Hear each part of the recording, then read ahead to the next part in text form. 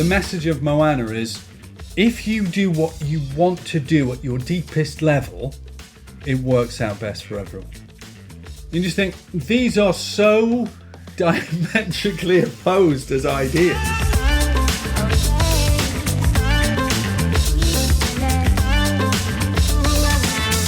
Hello and welcome to Popcorn Parenting, the show about the silver screen, the scriptures and the saviour.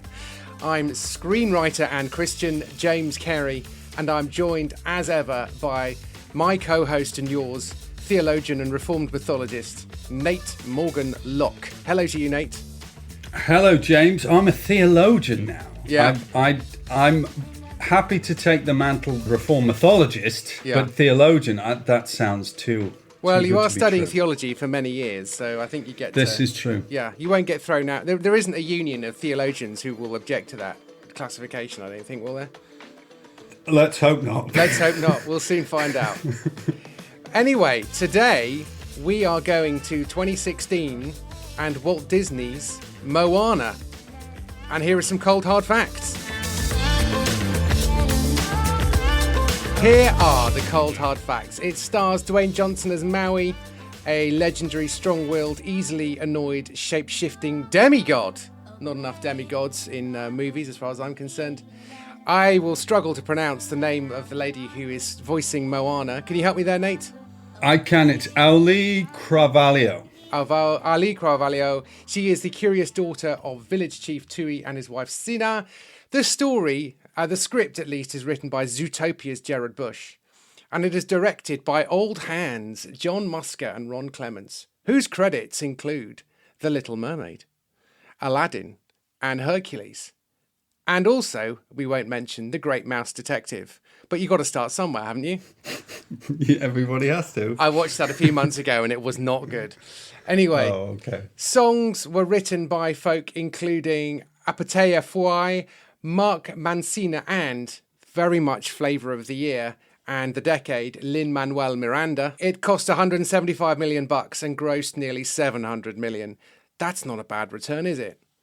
So, in a world, Nate, what sort of world are we in?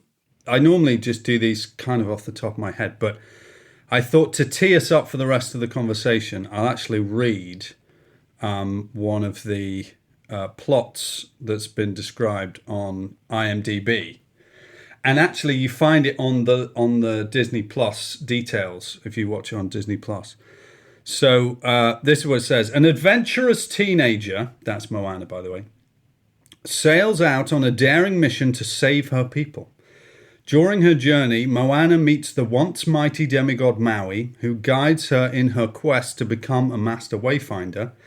Together they sail across the open ocean on an action-packed voyage, encountering enormous monsters and impossible odds. Along the way, Moana fulfills the ancient quest of her ancestors and discovers the one thing she has always sought, her own identity.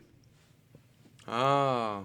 Now, regular listeners may have some inkling about the direction this conversation is going to take, because I do believe that is an accurate inner world description of this film.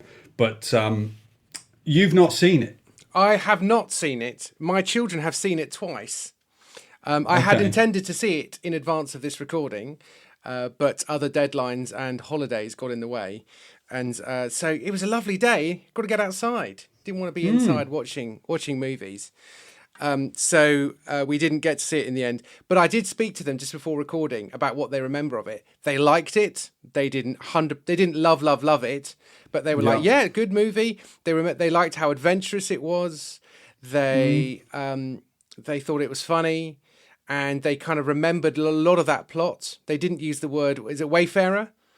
Wayfinder, I think is what she says. Yeah. But they kind of remembered this quest. There was something about them not being allowed to go sailing, or they used to be a maritime people and then they stopped. And so I think they were kind of engaged pretty much by the whole thing. They didn't seem to see any great significance in the story. It didn't seem to be preaching any particular message as far as they were concerned, other than grown-ups often tell you to do the wrong thing. Because you're being told not to go off and do that thing. So they've noticed a fairly common pattern that a young person feels called to go off and do something, and their parents. I mean, this is in the Horrible Histories movie, where is it? Yeah. Okay. So it's not. So the Horrible Histories movie is about Boudica, but there is a girl who wants to go off and join Boudica because she's a hero. She sort of hero worships Boudica, and her parents won't let her leave the village to go and fight in this revolt. Yeah. And that's a very common theme, is if they have parents who aren't dead, they usually get in the way and say no. And and in story terms, in terms of creating obstacles for your heroes and that kind of stuff, that makes total sense. But there's probably something deeper behind it. Yeah, no, I that's very interesting, those things they picked up. I think, yes, the relationship between Moana and her dad is fairly standard for Disney princesses and their fathers. Brave is another one. Yeah, well, she is prohibited from doing something she wants to do, which is exactly the same for Ariel. In Little Mermaid, wants to go up above, and her dad says, no, you've got to stay down here. We talked about with Tangled. I mean, one of my favorite Disney films of all time. And it is about a child stepping out from the sort of protective, domineering of their parents. And I just think that would have been a really interesting thing to explore properly. But in Moana, they really don't. And I think part of the tragedy of Moana, I watched it again yesterday, and I thought, this feels like there's lots of things missing. It feels like there's lots of scenes missing where I was supposed to kind of connect with characters and all that sort of stuff. But then I checked the deleted scenes, and it's remarkable how many scenes they had of Moana growing up on the island of Motunui and bang up against her father, and her father disagreeing with her grandmother and all this sort of stuff, which they just cut. Huh. And it was good that they cut them, because they were just atrocious scenes. Oh, really? Which would have made the film even worse. I was thinking about this and thinking why I don't like Moana as a character. Okay. I find her annoying. The issue is she doesn't change, right? There is no character development whatsoever for Moana. Right? Okay. So she's a central character, and she doesn't have any great realization. So in the summing up that we did for Inner World, she discovers her identity. She didn't really have much of an issue with it before. Right. And there was nothing to lose. There was nothing really that she was going to lose. She's born the daughter of this chief, and is being prepared to become, the chief herself. And her dad won't let her go over the reef, and her grandmother encourages her to do so, and there's all these sorts of questions. But she just doesn't change. Right. She's fairly capable at most things to start with. Then when she actually gets on this adventure, she does some insane superhero skills. Right. Like remarkable sword between the teeth, throwing, a zip wire, sort of insane brilliance, right? Yeah, but is there any question about, oh, wow, how did I know how to do that? Well, initially, this is what's interesting about the deleted scenes. They had this whole section where she had these 6 older brothers, and she beat them all in this incredible sailing race around the island. Right. And the guys introducing it, the writers introducing it, said, oh, well, we had to cut that because she was too proficient a sailor early on, and we wanted to sort of give her something to develop in. But she doesn't really develop that ability. She's just fairly flat. Right. So what it's made me think is that they had an idea, and I think in some ways a reasonably good idea, to say, let's have a good, capable female character who can sail. And she's really sort of gifted, and she is a heroine. Yeah. They don't understand heroism. There has to be some flaw. There has to be some overcome personal thing to overcome in the story. Otherwise, they're flat and they don't have any great discovery. And there were no stakes. They could have done all sorts of things with it. They could have said, when she disobeys her father, or her father has said, if you disobey me, you will no longer be the chief, when I pass on. So Moana just becomes this like, yay, Moana's amazing. Yay, Moana's amazing. All the way through. Yeah. And there's an interesting video by a guy named Jonathan Pajot, who Pageeau is his last name.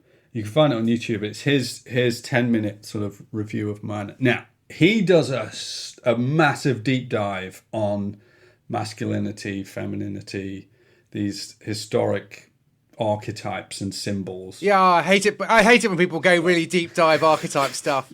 I mean, who do those sort of people think they are? But the issue is it becomes almost a bit sort of explicit, like everything's phallocentric and everything's whatever the opposite of that is. I'm not really sure. And at first watching it, I thought, yeah, that's a bit over the top. And then the more I've thought about Moana, I think it's a feminist movie which kind of doesn't understand that it needs to be a movie. Okay.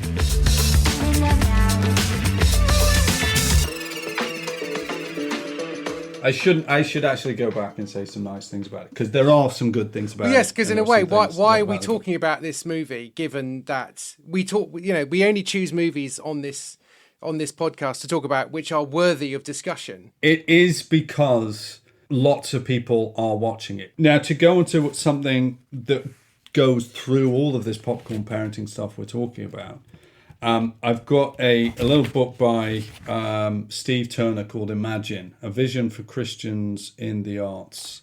And he says something quite interesting. He says, sometimes we give ourselves permission to watch, listen, or read such material because we say it's just for a laugh or a bit of fun.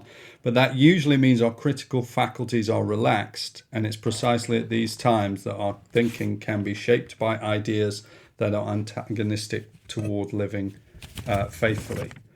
So what's interesting from that point of view is, if you mention Moana to someone, they'll probably start singing one of the songs. Right. They'll remember You're Welcome that the Rock sings. They'll remember How Far I'll Go, which is sort of Moana's theme song in a sense. There's a line where the sky meets the sea, it calls me, and no one knows how far I'll go. So her story is told through these songs and results in this great triumphant cry, I am Moana. Right. And so her biggest journey of discovery is purely one of self-fulfillment and being proven right. So she's flat because she doesn't really disbelieve that at the beginning. I'm not convinced that she has this actual tension, and there are no real stakes. She disobeys her dad, she goes off, and she comes back, and one of the 10 most important things for us to remember, apparently, is that children should honor their parents. Yeah. Now, clearly that's not, just the absolute blanket that every single time, every single place, there should be nothing but strict adherence to whatever parental rule is put in place, as the rest of the Bible will sort of show us. But this is a basic sort of principle, and becoming your own person, this journey of discovery, is a perfectly normal one and a perfectly reasonable one to write a story about. The problem is, in Moana, there aren't really any consequences of what she does. And there's a strong sense that all the female characters, we haven't even got onto Tafiti, whose heart must be restored, all the female characters are good and noble and righteous and determined, and rightly so. And all the male characters are pretty useless. Yeah. And once you look to the film from that perspective, you go, oh, that's probably the reason why this film isn't really landing story-wise. Right. Because there doesn't seem to be any positive way to describe male characters. Yeah. They're only kind of negligent or pathetic, and all the female ones are strong, courageous. And as I say, Moana doesn't change. She doesn't go through any great point of discovery. And seeing the deleted scenes reveals just how shaky the story was.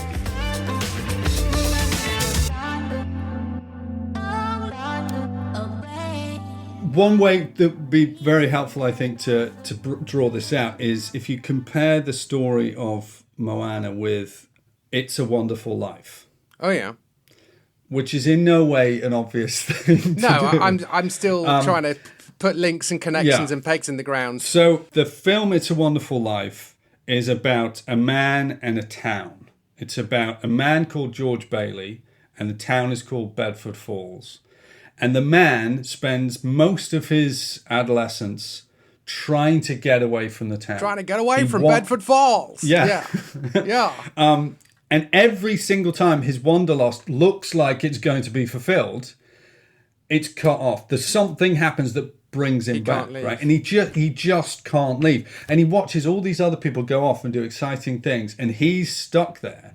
And the reason why he keeps having to come back is because there's this horrible, terrible force, Potter, right? Potter. Yeah. Potterville. Who is strangling the town, who's ruining the town, who's making it all go to pot, right?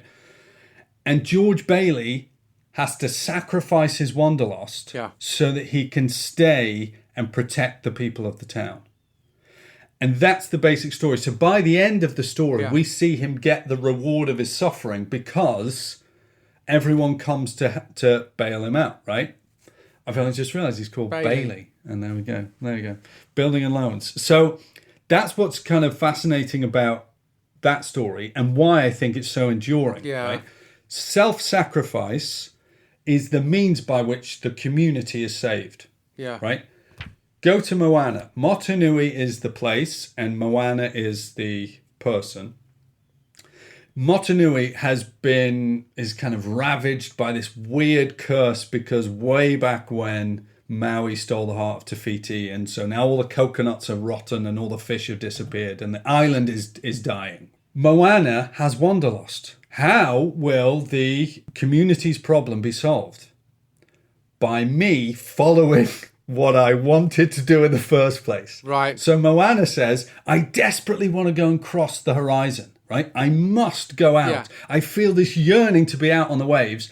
And her dad's like, no, you really shouldn't do that. I think it would be terrible. It's like, rather than investigating that, looking at that and be like, oh, why do you think that? What's going on here? Moana has to disobey her dad, fulfill her personal desire to go out traveling. And hey, what do you know? Yeah. It works out well for everybody. Yeah. So if the message of It's a Wonderful Life is sometimes we sacrifice things for the good of other people, right? The message of Moana is if you do what you want to do at your deepest level, it works out best for everyone. Yeah. And you just think, these are so diametrically opposed as ideas. Yeah. George Bailey doesn't get to the end and go, I am George Bailey. Yeah. He has no discovery where he's like, And he still it really is. And he still doesn't get to leave. But by the end, he doesn't want to leave. Because he wouldn't want to leave. He has contentment with his situation, that he has been a blessing to his community. And he has shown that by the angel Clarence. Now, here is something that I was interested in. So you got angels in It's a Wonderful Life. I was heartened and interested to see that we have a demigod and that we do have a story which takes that supernatural realm seriously. And I thought, that's interesting, because I'm kind of quite interested in the unseen realms and angels, archangels, spiritual beings, and those sorts of things. Not something I've been particularly overly fascinated with, but quite a lot of the Bible doesn't make sense until you actually do take that stuff seriously. Yeah. So I was interested that you've got this supernatural plot that seems to be, in one sense, kind of no big deal. And that's kind of it. Is that not an interesting thing to talk about a bit? So it is an interesting thing. The film starts out with Moana's grandmother telling the great creation myth of the islands. And so you've got the water and the earth, which come about, and then this introduction of Maui, who in Polynesian mythology is what's called a culture warrior. So he provides things for the people of the earth. So Prometheus provides fire. He's a similar kind of god in that sense. So Maui has this effect of providing the tools for civilization for the people. And so he's to be praised. You're like, yay, Maui's great, isn't he? Now he's a trickster god, so he can shapeshift and do all sorts of weird and wonderful things. But as a general rule, people are like, this is great. Maui's given us these kind of cool things. Now, in the song You're Welcome, Dwayne "The Rock" Johnson lists off all these things that Maui has done for the people. Yeah. So he's saying, I pulled up the islands out of the sea with my magic fishhook, and I buried an eel, and now you've got coconuts. And so, in one sense, Maui is an ordering force over this potentially chaotic cosmos. And in that way, you think, well, what are you going to do with that in the film Moana? Well, you're basically just going to undermine him. You're going to make him just very egotistical, fairly useless. He's not going to achieve very much. He's not actually the one who restores the heart of Te Fiti, which he himself stole. Actually, that's Moana who does that. So he doesn't even go and get his own fishhook. Moana, again, is the one who comes up with this ingenious plot device to do it. So the Maui representation in Moana doesn't reflect the Maui that you see in the mythologies.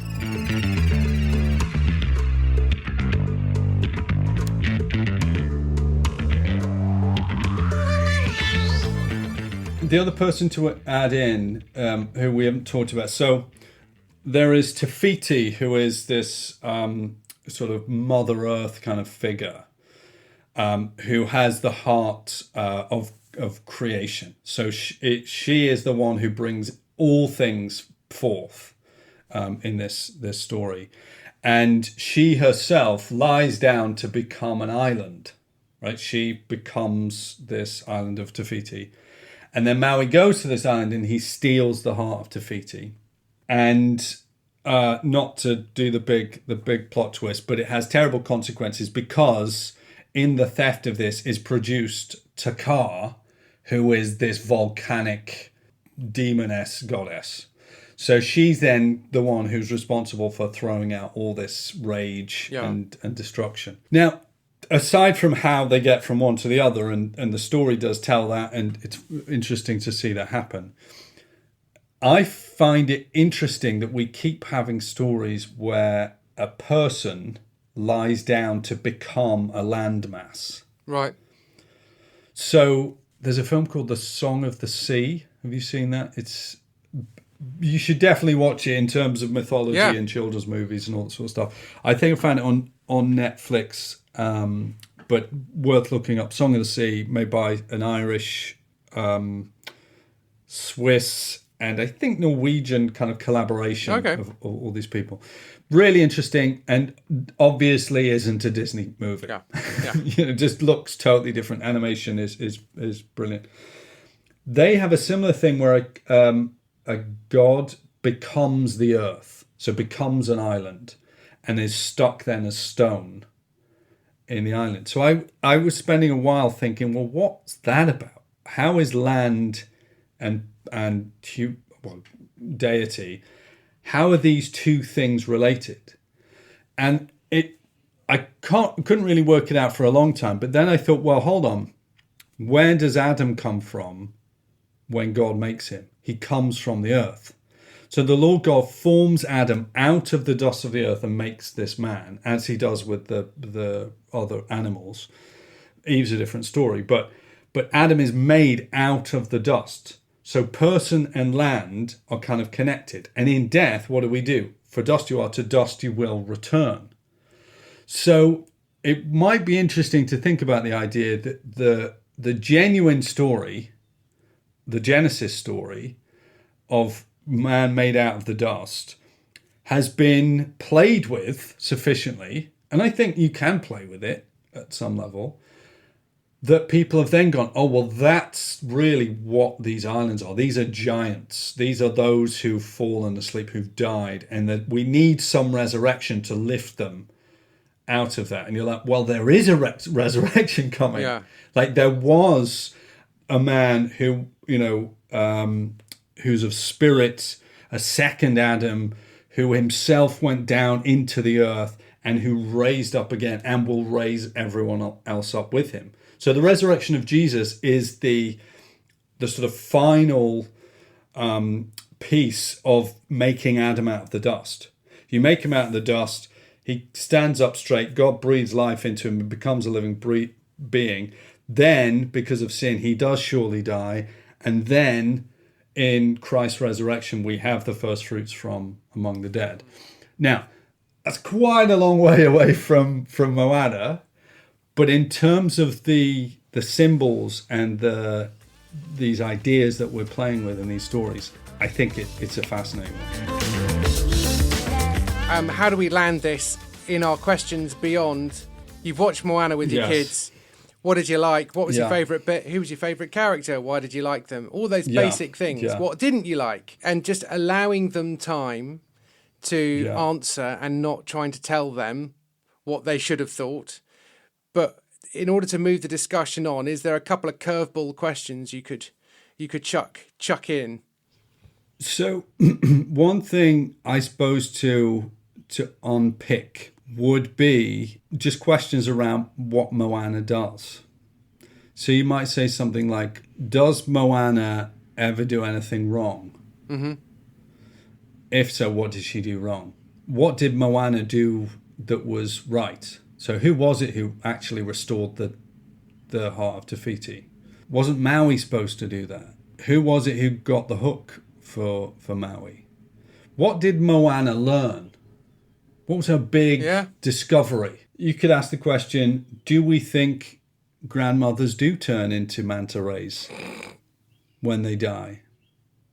If not, why not? Mm-hmm. So just, I suppose I would tie the questions quite closely to just unearth some of the discussion, because once you have a character whose central discovery is, I am Moana, you've got, as Christian parents especially, I think you've got to say, what, that's her biggest discovery? Like, that's it? Yeah, her identity and her pride of her identity is entirely in herself, not actually in where she's come from, who she is, who she's been made to be, all that kind of stuff.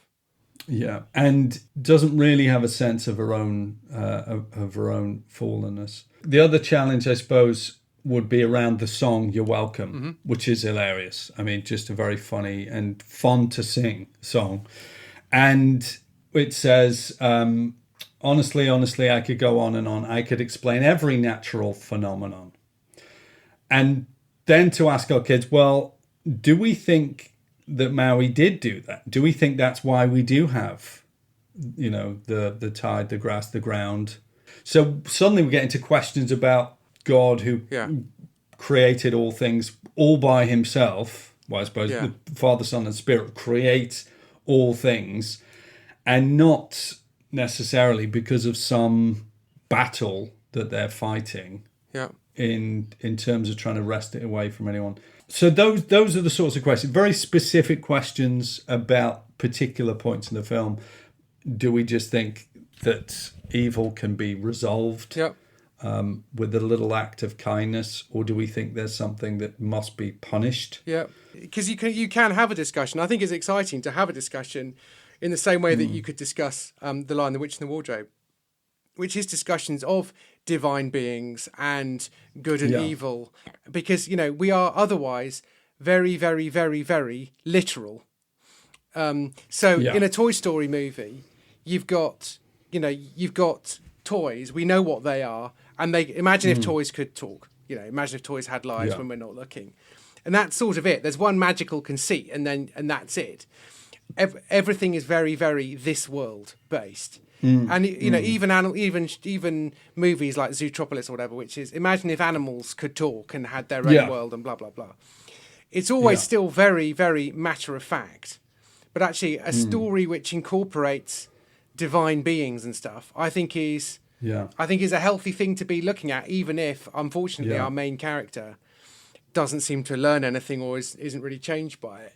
So I'm heartened that is out there as a point of discussion, maybe. Yeah, and there's lots more that we could go into about Moana. I was slightly anxious that this could this could kind of be its own series if you take each part of the film. But it's good to have a discussion about a movie that you don't think, wow, this is an amazing movie, like Wall-E or Toy Story 2 or whatever it is. It's good to have a chat about a flawed film that's very popular. Like Frozen 2 to some extent as well. I don't think we were particularly wild about that one. No. There's questions about, in having these conversations about these films, they're usually going to be very charming. They're going to be persuasive. And for us as Christians, for us as parents, we want to be aware of what's going on. Yeah. We don't want to be duped and too easily deceived. And so the best way to do this is to really investigate the gospel and to hold everything up for discussion in the light of the gospel. Yeah. By the gospel light, we see all things. It can show us what to be wary of. Okay, thanks very much for listening, everybody, and we will speak to you next time. Bye-bye. Bye.